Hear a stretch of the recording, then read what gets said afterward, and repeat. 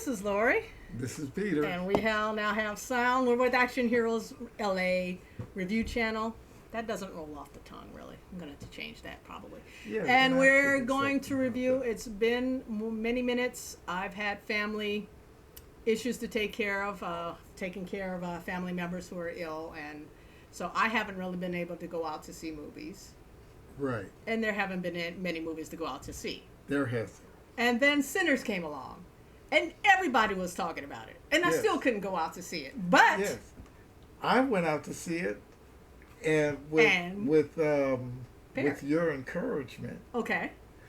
But because I kept going, what is this Sinners? I see it on bus stop benches. Okay. And that's about that's all you knew. I saw. And that was the best way to enter into this movie too. Apparently, yeah. So yeah, the buzz was going on. You know, I had hired a caregiver to help me out to take care of my mom, and she was saying, "Oh, you have to see it." Everybody saying, "You have to see this movie. You have to see this movie."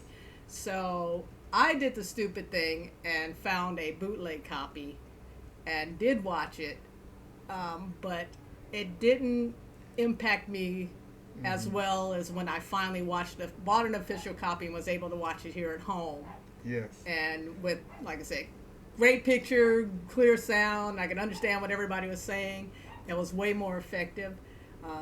What happened when you saw the movie? Well, my brother and I went, and when we was there, I was looking at the screen and going, "Wow, this is something else." Yeah.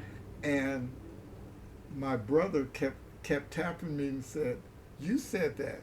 You did this. Oh, you really?" did that." And I was going, "I did." Okay.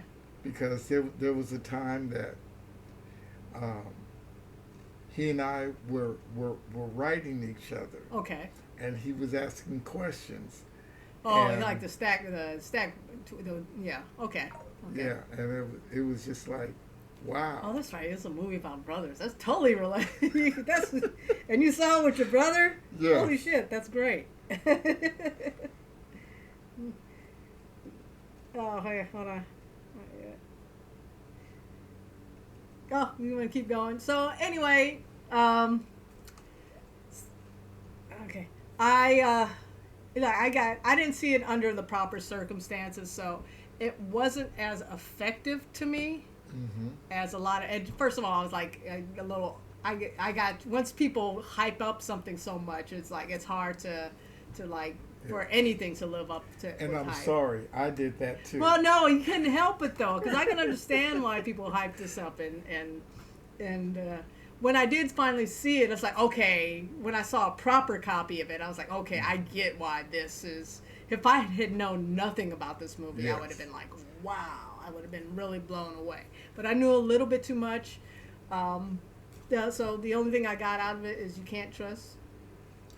Yeah, well, light-skinned black woman. You can't trust them. White-looking black woman, you just can't. No, they're good people. No, they're not. We're just kidding. But no, I thought it was a very good movie. There are few things that took me out of it. This is so weird because we recorded 20 minutes of this and I realized the microphone wasn't on. So we didn't get any sound. So we have to re-go over everything. Black woman. See, you can't trust them. Can't trust them. But anyway, I brought up that one of the things, I brought up just the little things, the things that kind of bugged me. The Indian vampire hunters show up at one point. I think, okay, it will be interesting to see how they come back into the story, and they never do. Right. They didn't. And I didn't really realize it until we saw it here. Okay. That they didn't. Yeah, I was like, where did they go? They didn't come back ever. Right. And someplace within my body, where are they? Right. It's like, where are they? You thought they would be participating in some. They're vampire hunters, okay?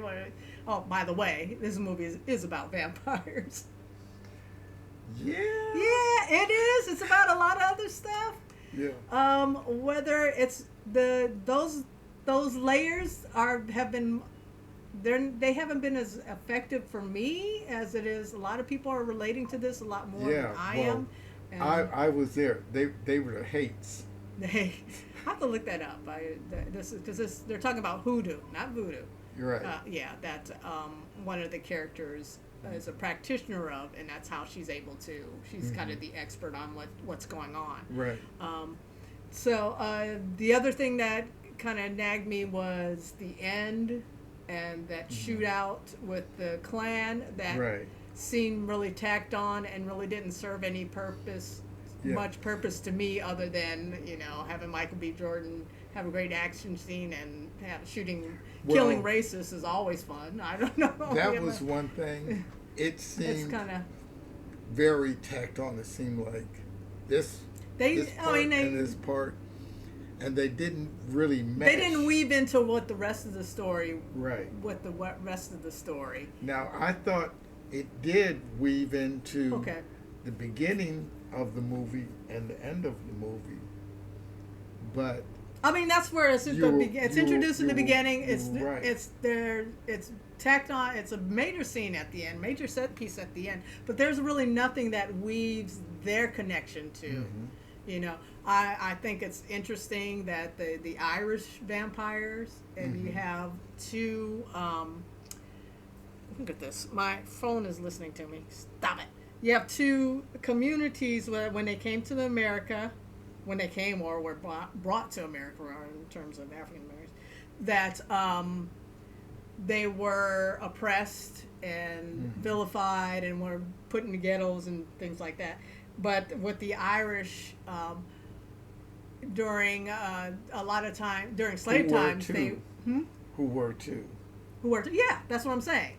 Yes, they were all both. Yeah, they were like the low, considered the lowest levels of American society until, of course, you assimilate. And then with the Irish, a lot of times they were put in charge at a plantation. They were put over the slaves. And that's a psychological game, so they don't team up and realize who's actually oppressing both of them. Right. So I thought it was interesting to have those vampire characters. Right. And they do point that out.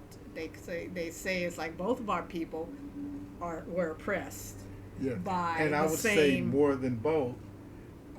We had the Asian people. That's true. We're the Asian. And it was just like, oh my goodness.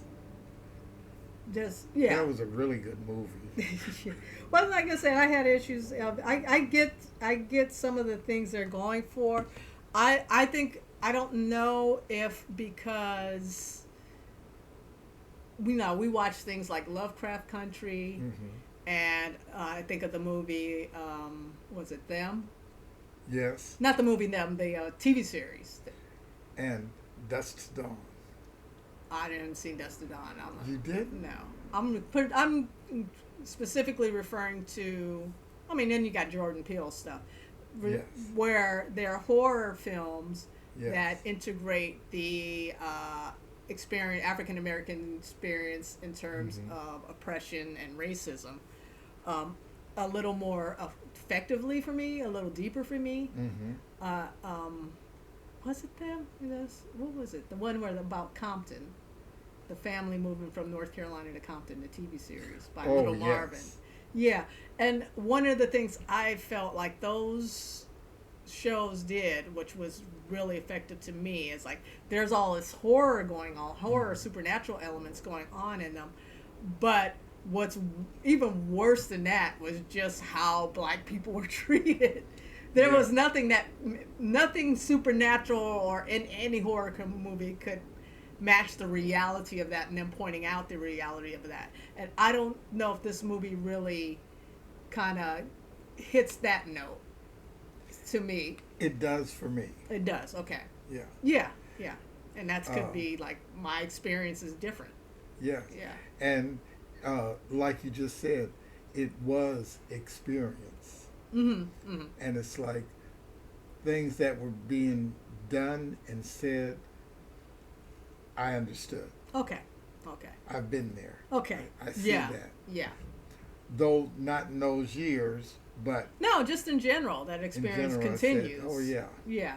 So that's probably where that's why it's a disconnect for me. Although I think it's an amazing movie. The last thing, like last bit I wanted to bring up that I had issue with was the musical scenes in this, the musical set pieces, and there are like 3 that are amazing.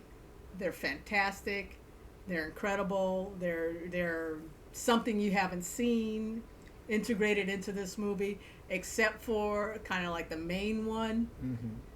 I had that one issue with the one character they stick in there that takes me out of it.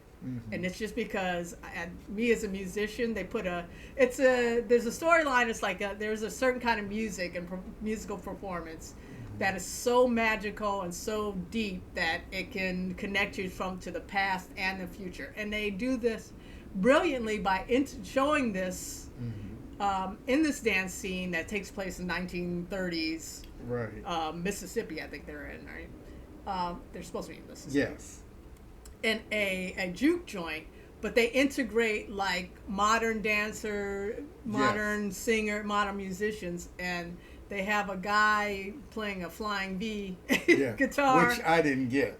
Oh, well, you don't have to care. It doesn't matter if it's a flying V or not. And he's supposed to be the futuristic guy, and I just couldn't. It just didn't ring like authentic to me. Yeah. Even though they could have had a real musician doing it, I don't know. It just took me out. I'm like, I don't know if that's where music is going. Well, unless they were referencing, he was like supposed to be 1970s like funkadelic kind of thing. Yeah, well, the dancers, the mothership has landed kind of costume. Now we did the modern dances, and then we go up and we're looking at fire, and I'm lost.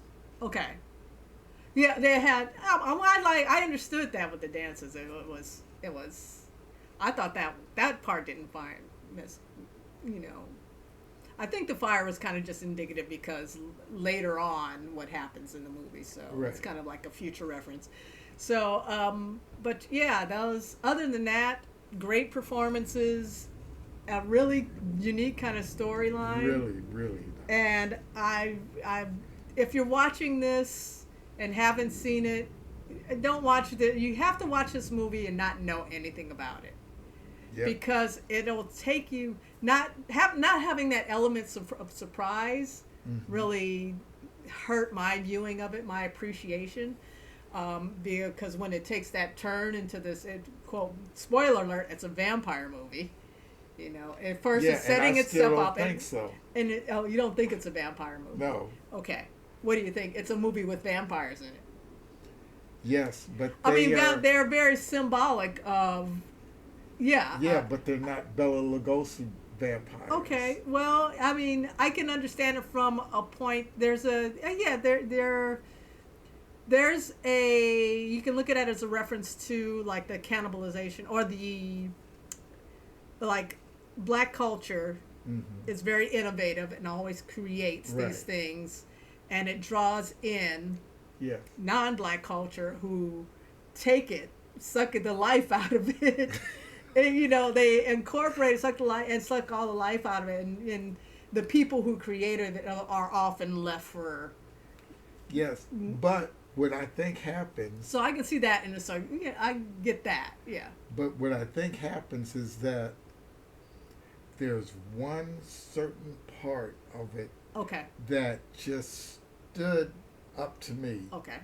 And that was. Where Ryan looked at it and made it totally his own thing was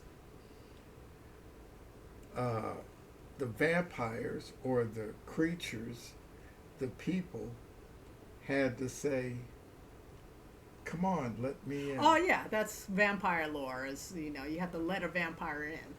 Well, I love that. I didn't know that. You never heard that? I never knew that. Yeah. I probably only know that because there have been a few movies in the last 10 to 15 years. There's a couple movies I think it was a Swedish movie called Let the Right One In. And they did, somebody remade it in English, and I saw that one. And it's a very good movie, but you have they have to be invited in before they can do any, which is a more psychologically it's a more, That really hit hard frightening for me. kind of thing, because he's Yes. like, oh shit, I just signed my fate, I just sealed my fate, Yes. without realizing it. But other things I wanted to bring up. There's a lot that can be discussed with this movie. Mhm.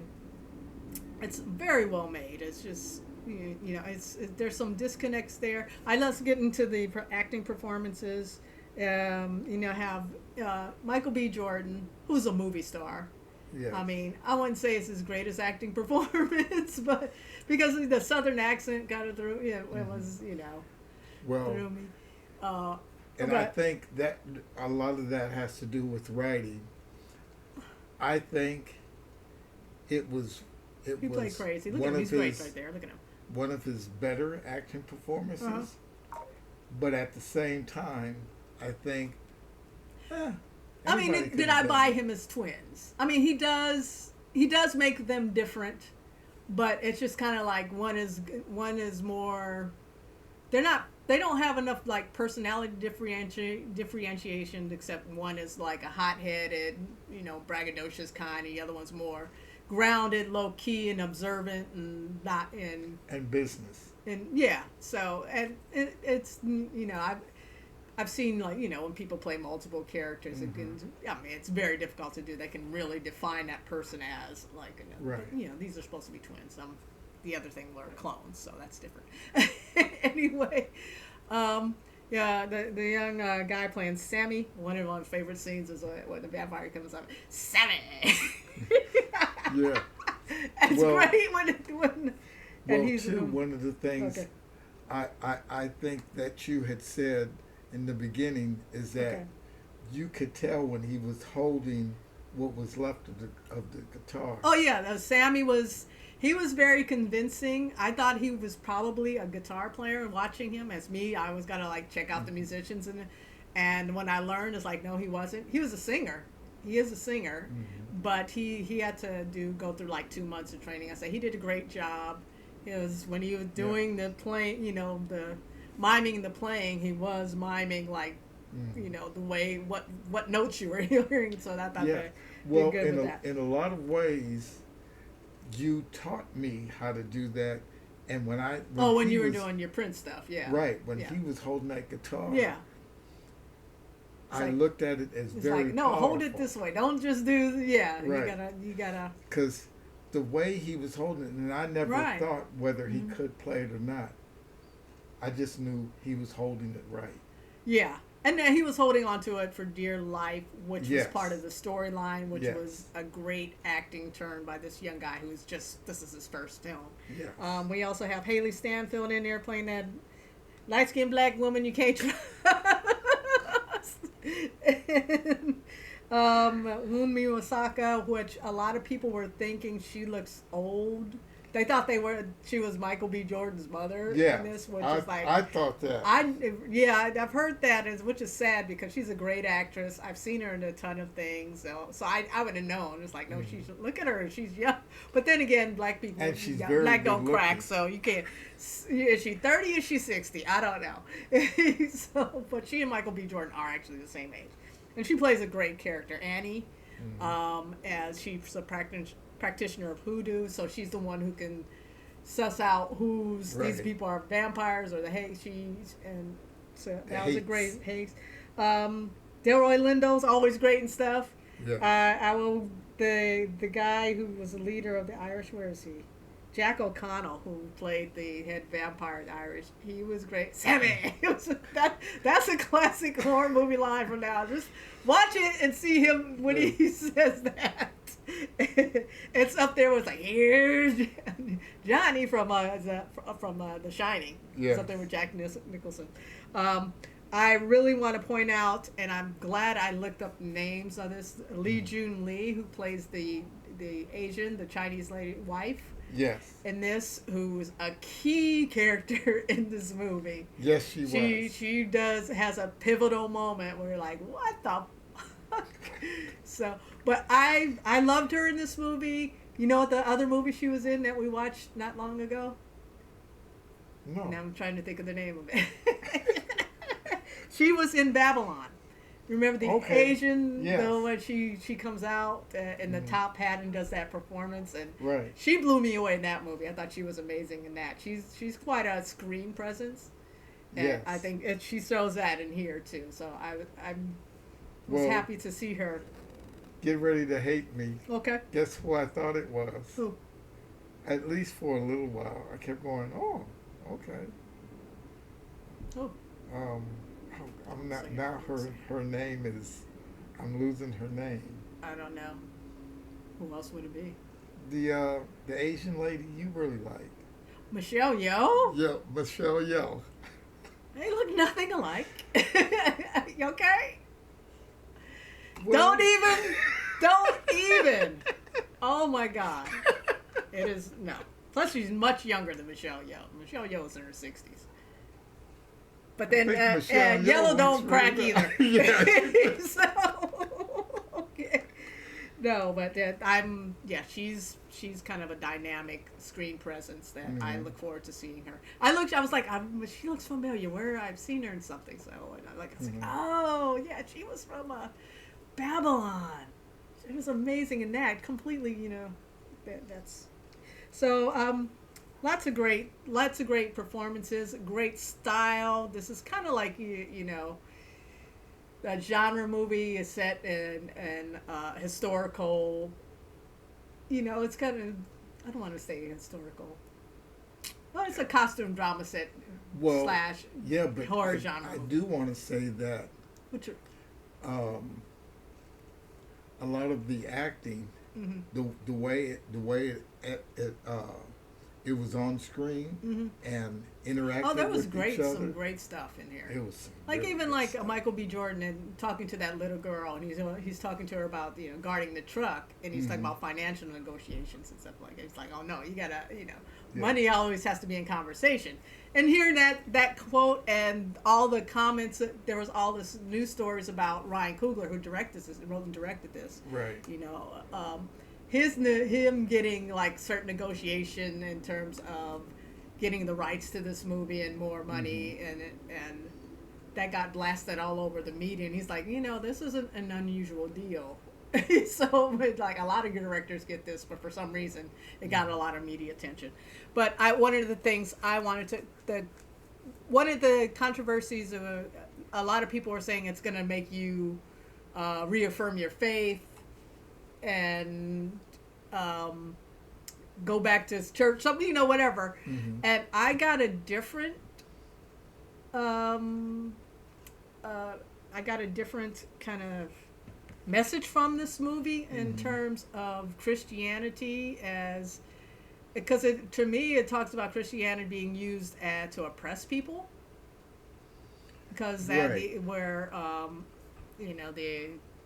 Jack O'Connell's character, he says that at one time, is like, you're my people have been oppressed by, right, our lands have been stolen and all that, and especially because at the end, and spoiler alert, Sammy, he goes back to his father. He's been through this night. He's survived. He goes back to his church. He's still holding on to that broken guitar neck. Yes. Horrible. There he is. And his preacher father is like pleading with him, accept God and let go of the guitar neck in the sinner's music. And Sammy doesn't. He ultimately doesn't. He becomes a successful musician, blues musician. Right. And lives the rest of his life. And so what does that say? I think it says that, like I said, two things can be. Okay. I'll get you. I just thought of something else. Yeah. Can be true at the same time. I was going to say. If you're a musician and you're playing music, almost no matter what music it is. Oh yeah, if you there's a spiritual connection. Yeah, definitely. God put that in there, in there to you, so that is your gift, right? And you need to keep that gift and present it. because God, who put it in you, Right. wants you to Yeah. keep doing that. I gave you that gift. I want you to use it and express it. So, Right. I get it from that standpoint. Yes. The other thing I thought of, because there was like Wumni Mosaka's character Annie, practitioner of hoodoo, Mm-hmm. which is a more like a native African cultural spiritual practice, I will say. Right. And kind of the resolution for her character and one of the twins was through that rather than Christianity. Right. Their kind of sort of happy ending, sublime ending is more like it, comes through that. So there's like shunning of this religion that's kind of like you need to accept what's more natural to your cult, which was grown out of your culture. There's also the scene where one of the twins, when Michael B. Jordan's character, he's talking to Sammy. He says, leave out of here. Don't stay here and be a sharecropper.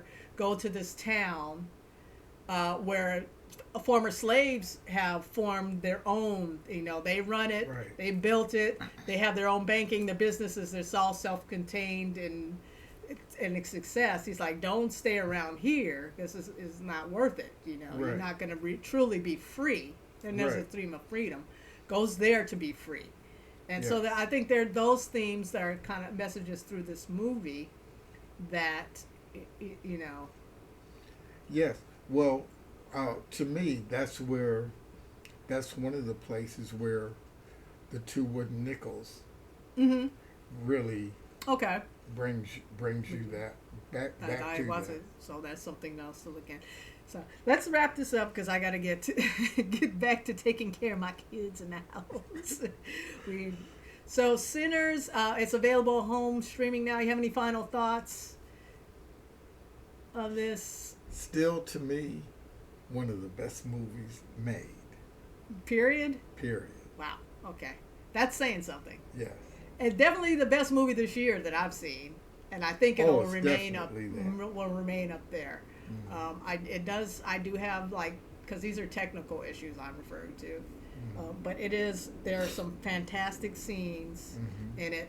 It is the one of the great vampire movies. It is a fantastic horror movie. Yes. It is a good movie. Yeah, it is a great horror movie. I still don't see it as a horror movie. Okay. I think it's a lesson movie. Okay. I need to learn my lessons then. So, all right. So that's it for us. We out. We are out. We are out like vampires trying to get in. Trying to get let in. Yes. Okay, we out, y'all. We out.